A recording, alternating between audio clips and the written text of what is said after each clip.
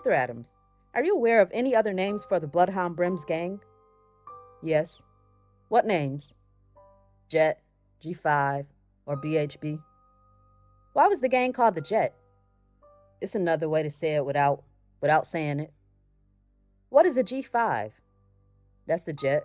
It's a Learjet, lavish jet. Do you recall testifying about the lingo or the codes that the gang used? Yes.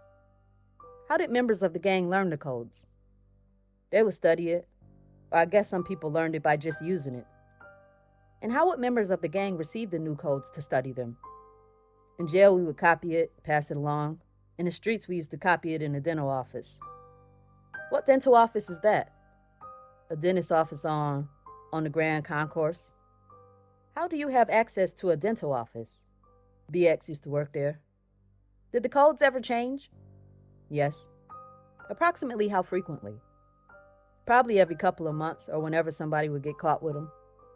What was the purpose of the codes? To speak to no one else. Objection, Your Honor. Sustained. Why did you use the codes? So no one else could know what we were talking about when we were speaking amongst each other. When did you... Sorry, strike that. When you became a member of the Bloodhound Brims, did you have to make any kind of pledge or oath? Yes, it was an oath. Do you remember the oath? Some of it, probably. Can you recite what you remember? The love of my life is the love of my hood. For the growth and development of my hood, I do everything I could. Bloodhound Brim's main focus is the money and the betterment of the hood. Lavishment is our due, and we taking no prisoners. Whether life or death, I solemnly swear to bust my gun. We ride to the death. We fight to the death. We give money to the death. The only way out of the hood is if it's granted by the hood. Dead game. You said the word dead game at the end of that. What is dead game? It's the way we salute each other. What does dead game mean? It's a salute. And I believe you said something about busting my gun? Yes. What does that mean? In jail, cutting someone. In the street, exactly what it is. Busting your gun. Were there any rules that you had to follow as a member of the Bloodhound Brims? Yes. What rules? You had the 10 Hound Commandments. I'm sorry? We had the 10 Hound Commandments. Do you remember the 10 Hound Commandments? Not all of them. Can you recite what you remember? No secrecy, no success. No rats. No. Hound business is hound business. No backbiting a hound. It's a lot. You said no rats. What does that mean? No cooperator. You said no backbiting a hound. What does that mean? No talking about another hound to someone else. What about no secrecy, no success? Exactly what it says. No secrecy is no success. What would happen if you violated one of the Hound commandments? You could become a plate. Did members of the gang use any kind of hand signal? Yes. Can you demonstrate that? Do like this.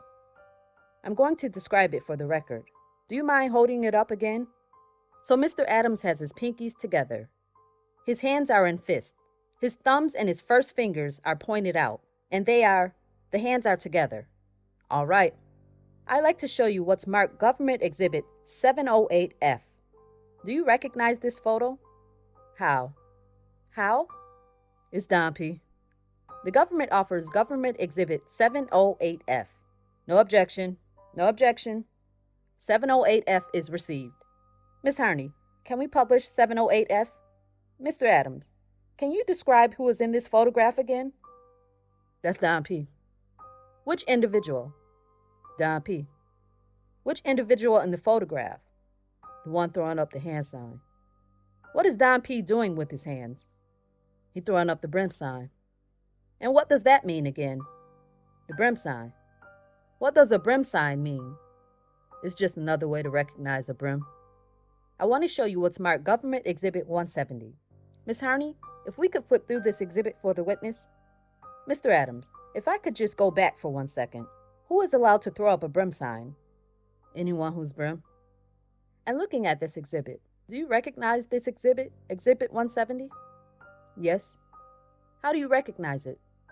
It's a letter that Mitch gave me. And the whole exhibit, How do you recognize the whole exhibit? It was codes. Where did you first see these codes? In MDC, Brooklyn. Who is Mitch? Mitch was a hound. And what is MDC, Brooklyn? Federal Penitentiary. And when did you see these codes and the letter? When I was in MDC, Brooklyn in 2016. How did you come to see these codes and the letter? He brought it to me. Who did? Mitch. To be clear, did you write this paperwork? No. Is that your handwriting? No. What did you do with it? I gave it to my lawyer. Do you know what your lawyer did with it? Gave it to the government. The government offers Government Exhibit 170. One moment, Your Honor. No objection, Your Honor. No objection, Your Honor. No objection. Government Exhibit 170 is received. Miss Harney, can we publish page 11 for the jury? Mr. Adams, have you seen paperwork like this before? Yes. When? In jail. Some of it is from when we made copies of it. Looking at page 11 here. Miss Harney, can you focus in on the first paragraph? Do you see at the end of the first paragraph where it says hunter, observation, underground, noiseless, dead game? What is that? That's Hound. What do you mean by that's Hound? It's the breakdown. That's how you spell it. And if we can look at the second paragraph on the page. Mr. Adams, can you read that into the record? The love of my life is the love of my hood. For the growth and development of my hood, I do what I could. No secrecy, no success. Death to all those who go against the set.